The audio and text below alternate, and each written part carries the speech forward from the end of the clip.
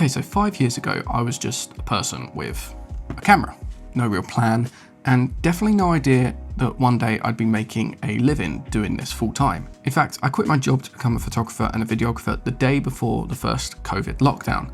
Not exactly perfect timing, right? But somehow it worked. In this video, I'm going to break down the 5 things I did, starting from when photography was just a hobby, that slowly, step by step, got me to where I am today. If you're sitting here wondering how to turn your passion into a job, then this might be exactly what you need to hear. Welcome back to the channel, guys. Thank you so much for joining me for another video. If we're just meeting, it's nice to meet you. My name is Connor Wells and I am a full-time photographer and videographer. So when I first picked up a camera, I didn't think about money, business, or even going pro. I just wanted to capture moments, play around with settings, and make something I was proud of. But over time, people started asking, hey, can you shoot my event? Or can you take some photos for my business? Or I need a new headshot for LinkedIn, or I'd love some photos with my partner and my family. And little by little, that's when I realized that this could be something more. The first thing I did before I worried about gear, before I worried about clients, was practice. A lot. I shot literally everything. Friends, family, random objects in my kitchen. I'd spend hours wandering around with my camera trying to understand light, composition, how changing one setting could change a whole look. I spent hours learning the fundamentals of photography and eventually videography as well. And here's the thing, those early photos, most of them weren't great, but every single one taught me something. I didn't wait for the perfect project or the perfect moment, I just started shooting. And because of that, my skills grew way faster than if I'd been waiting for paid work to fall into my lap, which, spoiler alert, it doesn't. Number 2, I shared my work constantly. I started sharing my work, even when I didn't feel ready, even when I thought people might not care or, would think it was bad. I posted my work on Instagram, Facebook, and eventually started posting behind the scenes of my shoots on YouTube. At first, barely anybody saw it. Still to this day, it's pretty hard to get stuff seen on Instagram. But over time, the more I posted, the more people noticed. They saw me improving. They started tagging me in opportunities or asking for quotes. Here where I live in the UK, we've got quite a lot of Facebook groups for towns and areas, and particularly for businesses to network. Still to this day, I constantly get tagged in posts saying, I'm looking for a photographer or I'm looking for a videographer.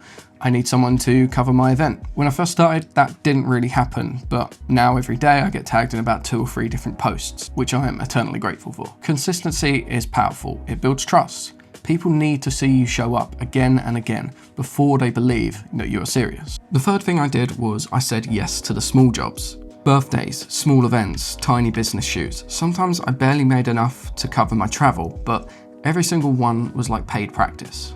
Especially when you're just starting out, that is invaluable. I learned how to work with clients, how to communicate clearly, how to deliver files on time, and how to stay calm under pressure. I learned how to break down price quotes and actually figure out what my worth is. Without that early portfolio, I wouldn't have been able to land bigger clients like I have now. The fourth thing I did was reinvent myself through every opportunity. With every shoot, I asked myself, how can I make this better than the last one? Sometimes it meant trying new lighting setups. Sometimes it meant learning a new editing technique from YouTube at 1 AM. Still do that to this day. I also asked for feedback, sometimes brutally honest feedback, and I used to grow. Every project was a stepping stone to the next level. And if there was something I didn't know, I would just learn it through YouTube or by fucking up. I think of photography as like learning to drive. And the way I think about learning to drive is you only learn how to drive once you've passed your test. Sure, it's great learning how to drive with an instructor who's got a second pair of pedals sat next to you, but that's not real life. The same as watching tutorials on YouTube about photography. Until you start actually getting out there in the real world and, carrying out shoots, you're not really learning. Still to this day, I learn something new from every shoot that I do, whether it's the communication on set, the post-production, the pre-production planning, the delivery of my files, how can I improve that, the communication, everything is a learning curve. Another thing that I really underestimated was network. Now personally for me, I am naturally an introvert. Networking events aren't really my thing, but you've just got to suck it up and go to those networking events. Building a network and building a good circle of photographers and videographers in your area and a good circle of clients is key. Finally, I committed. This was the scary part. I went all in right before COVID hit. Not exactly ideal moment to start a creative business, but that commitment forced me to hustle.